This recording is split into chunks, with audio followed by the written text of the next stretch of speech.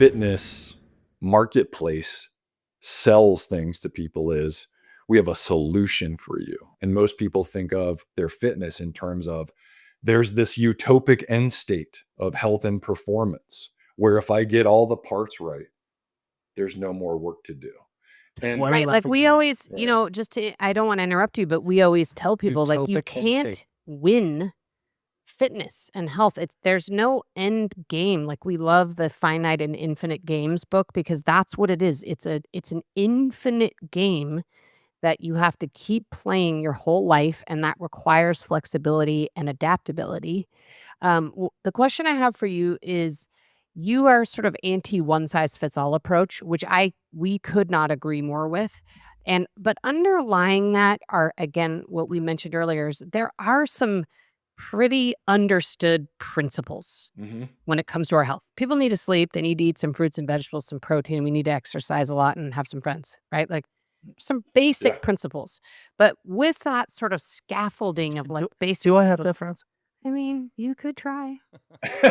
Underneath that Sleep, scaffolding chocolate. of principles, there again isn't a one size fits all approach. And I think maybe this is what you're talking about with your longevity dashboard in the book. But how do maybe give some more examples? Because I agree with you. I think not only is there not a one size fits all approach in any one person's life because there's so many changing conditions, and that sleep example is the perfect one.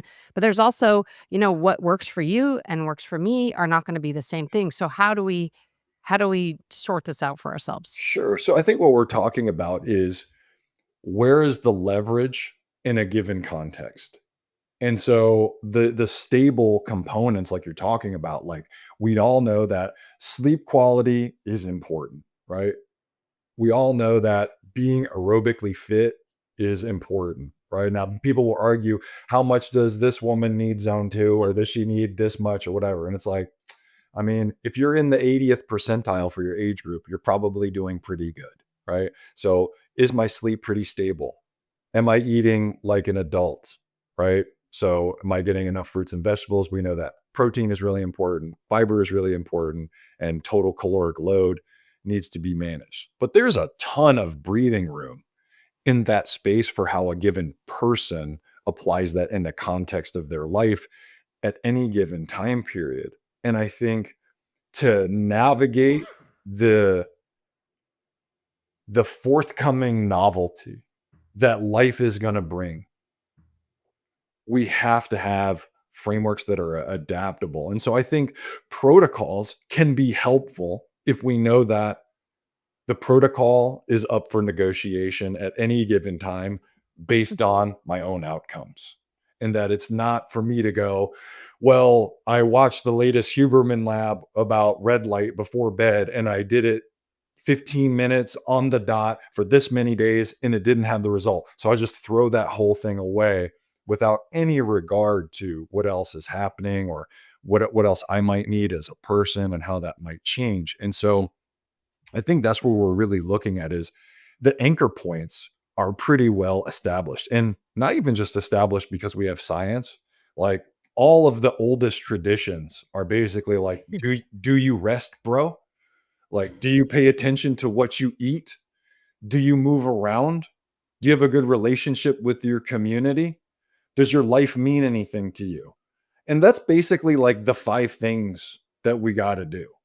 And other than that, it's what's your favorite flavor of ice cream, right? And in the fitness community, we like to argue with each other about whose favorite flavor of ice cream is better instead of thinking, hey, like you just have to work against resistance on a regular basis, unless your sport demands a very specific type of capacity to win. And that's a different, now we're talking about something different. And there can be lessons learned from there. But I think the big anchor points or the big levers are pretty well established. And then we can look at what's the context around that leverage point. And an additional point I would make is over what timeline are you trying to change things? Right. And I think time is probably one of the least considered constraints when it comes to health. And people look at something like their sleep and their stress load and they think like, "Well, I've been sleeping great for 2 weeks. How come I don't feel like I'm from planet Krypton?" And it's like, "Bro, 2 weeks is nothing. You've been stressed and tired for like 10 years."